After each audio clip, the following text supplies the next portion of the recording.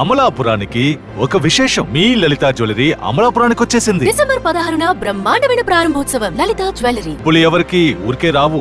ఇప్పుడు ఎన్టీ రామారావు గారు తన చైతన్య రథాన్ని వాళ్ళ కొడుకు రన్ చేశారంటున్నారండి, హరికృష్ణ. అలాగే బాలకృష్ణతో ఎలా ఉండేవాడు, తన అంటే ఈ సినిమా రంగం తన యొక్క వారసుడేమో బాలకృష్ణ అని చెప్పారండి. అలాగే సినిమా రాజకీయంగా అది అయితే సినిమా వారసుడు అయితే బాలకృష్ణ. హరికృష్ణ గురించి అసలు ఎలా మాట్లాడేవారు, ఆయన కొద్దిగా అగ్రెసివ్గా ఉన్నట్టు అనిపించేదండి మాకు చూడడానికి. అంటే హరికృష్ణ ఎప్పుడు కూడా నేను ఒక చీఫ్ మినిస్టర్ గారు కుమారుడినని, ఒక ఎన్టీఆర్ అంటే గొప్ప ఫ్యామిలీలో నేను ఒక సభ్యుడినని ఏ రోజు అతను గర్వపడటం కానీ ఆ విధంగా బిహేవ్ చేయటం కానీ ఉండేది కాదు. ఈవెన్ డ్రైవర్లతో కూడా మిగిలిన కొడుకుల కంటే కూడా డ్రైవర్లంతా అతన్ని లైక్ చేస్తారు హరికృష్ణని. ఎంత సింపుల్ మ్యాన్ అంటే నన్ను మామ అని పిలిచేవాడు. ఓకే, ఇప్పుడు చైతన్య రథం ఏ ఊరి దగ్గర పోయి ఆగుతుంది కదా, ఒక ఊరి దగ్గర ఆగినప్పుడు ఈ కార్పెట్ ఇది ఉంటుంది కదా మన లారీల మీద కప్పేది, టార్పాలిన్, దాన్ని బండి కింద వేసుకుని పడుకునేవాడు. అంటే మామూలు డ్రైవర్ లాగా లేదు, కాసేపు పిచ్చపాటి మాట్లాడుకునేవాళ్ళం. ఆయన సిగరెట్ కాల్చేవాడిని, నేను సిగరెట్ కాల్చేవాడిని.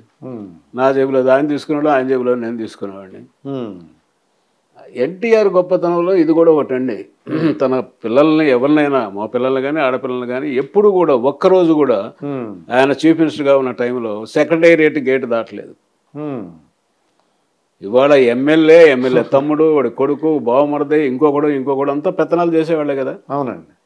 ఒక్క కొడుకు కానీ ఒక కూతురు కానీ పోనీ ఆఫీసర్ తోటైనా ఏదో మాకు ఈ ట్రాన్స్ఫర్ కావాలా, మాకు తెలిసిన వాళ్ళు అది ఇదని అడిగిన సందర్భాలు లేదు. ఇక హరికృష్ణ అయితే ఇంకా చాలా సింపుల్ మ్యాన్ అనమాట. ఆయన అందరితోటి బాగుంటాడు, తనకు అసలు గర్వం లేదు. ఆ దురదృష్టం తను సొంతంగా డ్రైవ్ చేస్తూ చనిపోవడం అనేది చాలా దురదృష్టం. ఎక్స్పర్ట్ డ్రైవర్ అతను, చాలా ఎక్స్పర్ట్. చైతన్య రథాన్ని నడపడం అంటే సామాన్యం కాదు. ఒకరోజు జనాలు మామూలు రోడ్డు మీద నడపడం ఎవడని నడిపేస్తాడు, విపరీతమైన జనాలు విపరీతంగా. ఒకసారి మేము చిత్తూరు జిల్లాలో ఎలక్షన్ ముందు ప్రయాణం చేస్తున్నాం. చంద్రగిరి ఏరియా నుంచి మెయిన్ రోడ్డుకి ఎక్కి చిత్తూరు టౌన్కు పోవాలి. అక్కడ నుంచి 30 కిలోమీటర్లు ఎంతో ఉంటుంది. చిత్తూరు టౌన్కు ఒక 4-5 కిలోమీటర్ల ముందు రైల్వే అండర్ బ్రిడ్జ్ ఉంది. అండర్ బ్రిడ్జ్ ఉంది. అడిగి పోయేటప్పుడు పెద్ద ఆయనే పాపం, నర్సయ్య గారు మీరు ముందు పైలట్ కార్లో కూర్చోండి, జనం విపరీతంగా ఉంటారు, మీరైతే అదిలించుకుంటూ పోతారు అన్నారు. మా ఇన్స్పెక్టర్లు ఇద్దరిని పైన కూర్చోబెట్టాం, డిఎస్పీ పైన ఉన్నాడు. ఆ రైల్వే అండర్ బ్రిడ్జ్ దగ్గరికి వచ్చేటప్పటికి మా వాళ్ళు చెప్తూనే ఉన్నారు, సార్ రైల్వే ట్రాక్ ఉంది, తల ఉంచండి అని చెప్తున్నారు. ఈయన వంచాడు. ట్రాక్ 2 పట్టాలు ఉంటాయి కదా, ఫస్ట్ పట్టా కింద ఉంచాడు. ఆ రెండో పట్ట దాటక ముందే తల పైకి ఇచ్చాడు. పట్టుమని శబ్దం వచ్చింది. వచ్చినప్పటికి బండి ఆపాం. బ్లడ్ వస్తూ ఉంది ఇట్లా. నైట్ 8-8:30 అయింది. ఏడుపు తగులుకున్నాడు హరికృష్ణ. తన వల్లనే జరిగిందని. తను డ్రైవింగ్ చేస్తున్నాడు కదా. ఎందుకు ఏడుస్తున్నావు, ఏమైంది ఇప్పుడు? నా డ్రైవింగ్లో మీకు దెబ్బ తగలడం అది. సరే కొద్దిగా బాధపడడం, ఏదో ఒక గుడ్డ చించేసేసి కట్టుకట్టాం. చిత్తూరు మీటింగ్ దగ్గరికి పోయాం. జనం ఒక 30-40 వేల మంది ఉన్నారు. ఝాన్సీ లక్ష్మణి ఆమె పోటీ చేస్తా ఉంది అక్కడ. నాకు తెలుసు, వాళ్ళ నాన్న డిప్యూటీ కలెక్టర్గా చేశాడు. జనం అంతా ఏదో ఎన్టీఆర్ మీద రాళ్ళు వేశారు, దెబ్బలు తగిలినాయి, కట్లు కొట్టుకొని వచ్చారని చెప్పి పెద్ద కమోషన్ అన్నమాట జనంలో, అలజడి. నేను చెప్పిన మైకులో చెప్పి, ఏం కాలేదురా బాబు, ఇట్లా జరిగింది, మీరు తొందరపడొద్దు అనవసరంగా అని చెప్పి. అప్పుడు త్రివిక్రమరావు గారు వీళ్ళ బ్రదరు, ఎన్టీఆర్ బ్రదర్, ఆయన కూడా ఉన్నాడు మా దగ్గర. ఆయన, నర్సయ్య గారు మనం చెప్తే మూర్ఖుడు వెండో, మొండి పట్టుదల, ఏం చేద్దామన్నాడు. మరి నువ్వు సొంత మనిషి, నువ్వు చెప్పకపోతే, నువ్వు చెప్తే వినకపోతే నేను చెప్తే వింటాడయా. అందులో ఈయన ఉపన్యాసం మొదలుపెట్టి నరాలన్నీ బిగదీసి మాట్లాడతాడు. దాంతో బ్లడ్డింగ్ అగారుతూనే ఉంది, మేము కట్టుకట్టినా కూడా నరాలు ఉబ్బిపోయి. తెలుగుదేశ ప్రజలు అలా మాట్లాడుతుంటారు. నేను అప్పుడు ఇంకా ఆవిడ ఝాన్సీ లక్ష్మి తెలుసు కాబట్టి, అమ్మ చూడు ఆయన ఇట్లా ఆపడు, మేము ఎంత చెప్పినా విండు, నువ్వు మైక్ పట్టుకొని అన్నా నేను గెలుస్తున్నా, మీరు ఆవేశపడొద్దు, మాట్లాడొద్దు అని చెప్పి బ్రతిలాడి కళ్ళని పెట్టుకో అని చెప్పి చెప్తే ఆమె అట్లే చేసింది. ఆపాడు. ఆపిన తర్వాత బలవంతంగా హెడ్ క్వార్టర్ హాస్పిటల్ తీసుకెళ్ళాం. ఎంత దౌర్భాగ్య పరిస్థితి అంటే సీఎం వస్తూ ఉంటే కనీసం అక్కడ అంబులెన్స్ ఉండాలి కదా. అవునండి. అంబులెన్స్ లేదు, కరెంటు లేదు హాస్పిటల్లో, ఎక్స్రే లేదు. ఏం చేయాలో మనకి పైపెన్ దెబ్బ, ఇది స్కల్ ఏమన్నా అయిందో మనకు తెలియదు కదా, చీకటి. ఇంకా అదే పనిగా రాయవలూరు పోయాం. రాయవలూరు పోతే హాస్పిటల్ వాళ్ళు ఎక్స్రేలు అన్నీ తీసేసి ఏం లేదులేండి సూపర్ ప్లేస్ దెబ్బే, స్కల్కి ఏం కాలేదు, లోపల ఏం కాలేదు అనగానే పదం పదండి అంటాడు ఈయన ఎన్టీఆర్.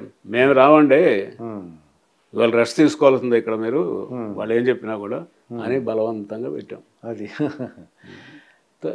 చాలా మంచి మనిషి అండి అతను. అయితే మొత్తానికి చంద్రబాబు నాయుడు గారు ఈ తెలుగుదేశం పార్టీని కాపాడారండి, ఆ లక్ష్మీపార్టీ దగ్గర నుంచి కాపాడారు. అయితే ఇప్పుడు అప్పుడే కాదు, అంతకుముందు కూడా భాస్కరరావు టైంలో కూడా మైసూరులో కాపాడింది కూడా ఆయనే. 2 సార్లు జరిగింది. ఇప్పుడు 3వసారి ఏంటంటే ఈ జగన్ ప్రభుత్వం మీద తిరుగుబాటులాగా ఉంది కొద్దిగా. ఈయన కొద్ది పెద్ద ఆయన కాబట్టి నెక్స్ట్ ఎవరు అవకాశం తెలుగుదేశం పార్టీలో జూనియర్ ఎన్టీఆర్కి అయినా అవకాశం ఉందంటారా? లోకేష్ ఒక ఆయన ఉన్నాడు, జూనియర్ ఎన్టీఆర్. ఇది వాళ్ళే కావాలని ఇంకొకళ్ళైనా కావచ్చు, ఏముందండి దానికి. ఇప్పుడు వారసత్వం ఇది ఏమైనా రాజకీయ రాచరికమా కాదు కదా. తండ్రి తర్వాత కొడుకు రావాలా, కొడుకు తర్వాత ఇంకోళ్ళు రావాలా, అది ఏం లేదండి.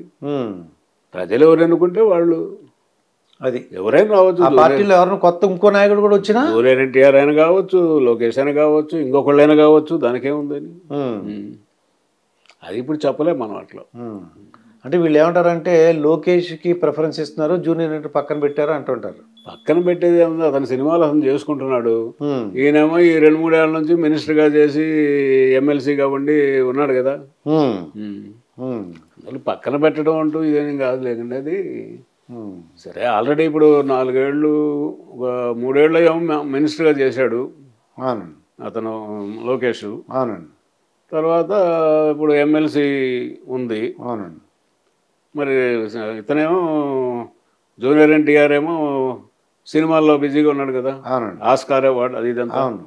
మరి రావాలనుకుంటే రావచ్చు, ఏముంది, వాళ్ళ తాత పార్టీని ఎవరు కాదంటున్నారు, అందరు కావాలనే అంటారు. జూనియర్ ఎన్టీఆర్ కూడా వస్తే మంచిదనే అంటారు.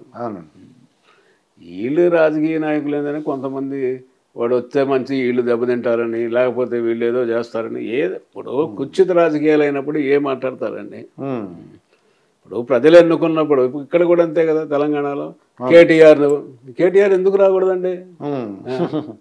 కేటీఆర్కి ఏం చదువు లేదా, తెలివి లేదా, మినిస్టర్గా బాగా చేస్తున్నాడు కదా. అందువల్ల తప్పు, అది అసలు ఆలోచనే తప్పు అనమాట. అంటే ఒకటిలేండి, ఏంటంటే ఈ తెలుగుదేశంను జనసేన కలిస్తే కొద్దిగా టఫ్ కాంపిటీషన్ అంటున్నారు చాలామంది. అవును, అది కలవటము. తర్వాత ఓట్లు, ఇప్పుడు నాయకులు కలవటం కాదు కదా, కింద ఓట్లు కూడా పర్కులేషన్కి పోవాలా. అది వాళ్ళకి వీళ్ళు వేసుకోవడం, వీళ్ళు వాళ్ళు వేసుకోవడం జరిగితేనే అప్పుడు ఉపయోగం. అదే. మరి మీరు ఎలాగ రెస్ట్ తీసుకున్నారా, లేకపోతే ఏమైనా ఆధ్యాత్మిక కార్యక్రమాలు పాల్గొంటుంటారా? మీరేమన్నా ఇంట్లో ఏం చేస్తుంటారు ఇప్పుడండి? ఏమి లేదండి, ఏదో చిన్న చిన్న పనులు, వాళ్ళు ఫ్రెండ్స్ వాళ్ళు వస్తుంటారు. నేను మామూలుగా 5:30, 6కి లేస్తాను. లేచేసి అప్పటికంటే మా మిస్సెస్కి ఈ మధ్య కొంచెం ఆరోగ్యం సరిగ్గా అవుతాం, కొద్దిగా లేట్కి లేస్తాయి 7:30కి. ఓకే. కాఫీ పెట్టుకొని కాఫీ తాగేసి ఒక అరగంట యోగా చేస్తాను. ఆ తర్వాత 45 మినిట్స్ వాకింగ్ చేస్తా. ఓకే. ఆ తర్వాత స్నానం పానం. అది ఓకే. అది మీరు ఆరోగ్యంగా ఉండాలని మంచి, అంటే మంచిగా ఏమైనా అవకాశం ఉంటే సామాజిక సేవ కార్యక్రమం పాల్గొనాలని కోరుకుంటున్నాను. థ్యాంక్ యూ అండి. ఓకే, నమస్తే.